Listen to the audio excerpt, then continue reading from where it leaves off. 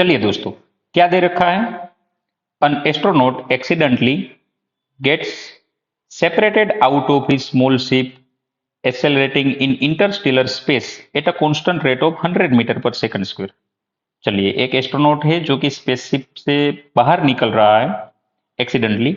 हाँ, स्पेसशिप का एक्सेलरेशन बता दिया है 100 मीटर पर सेकंड स्क्वायर। चलिए, स्पेसशिप एक जा रही थी 100 मीटर पर सेकंड स्क्वायर, एक बंदा इसमें से था, लेकिन वो उसमें से एक्सीडेंटली बाहर निकल रहा है।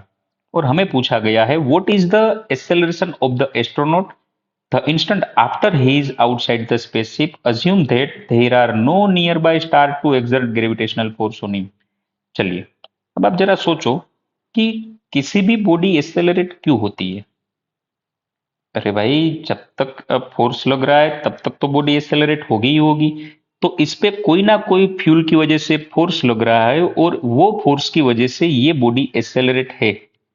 लेकिन जब ये बंदा यहां से बाहर निकल गया, जैसे ही बाहर निकलेगा इस पे अब कोई फोर्स नहीं होगा। हाँ, वो जब तक स्पेसशिप में था उस पे फोर्स लग रहा था, लेकिन जैसे ही ये बाहर निकल गया उस पे कोई फोर्स नहीं लगेगा।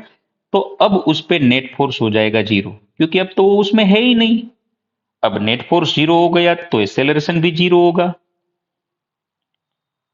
तो याद आप ये रखोगे कि कोई बॉडी एक्सेलरेट है, अगर आप वो फ्रेम में से ही बाहर निकल जाओ तो वो फ्रेम का एक्सेलरेशन आपको नहीं मिलेगा, क्योंकि आप वो फ्रेम में थे, वहां पे फोर्स लग रहा था।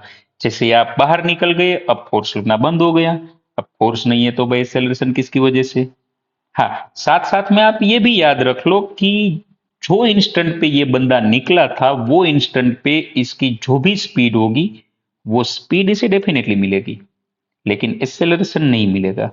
ये बात कभी कभी कंफ्यूज कर देती है एग्जाम में, कभी कभी हो जाता है। तो याद रखना आज के बाद कि एक्सेलरेट बॉडी में से जब भी आप बाहर निकल रहे हो आपको वो एक्सेलरेशन नहीं ही मिलेगा। हाँ, वेलोसिटी डेफिनेटली मिलेगी। Thank you.